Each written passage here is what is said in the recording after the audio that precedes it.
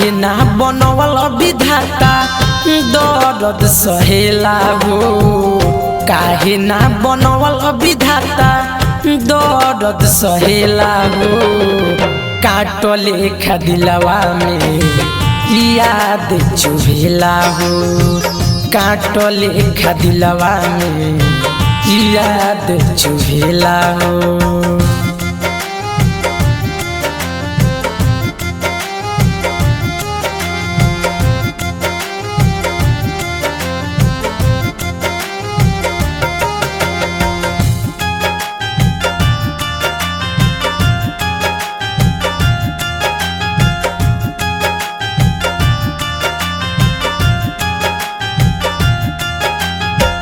हम नाही जननी कबो ऐसन दिन आई हो।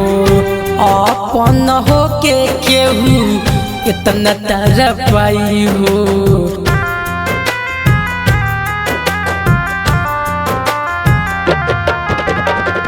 हम नाही जननी कबो ऐसन दिन आई हो।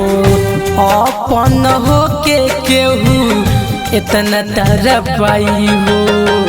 कोइले बेवफाई हमसे दिलवा दुखेला हो।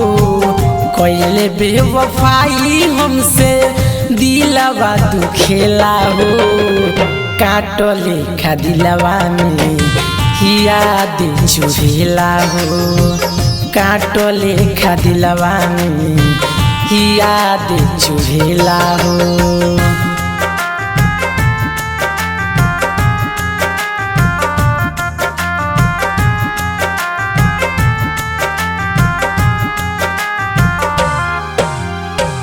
हमारा से कहले रले दुनिया भुलाइबो।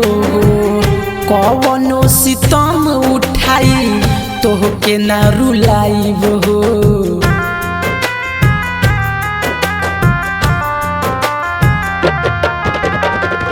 हमारा से कहले रहले दुनिया भुलाइबो। कवनो सितम उठाई तोहके ना रुलाइबो।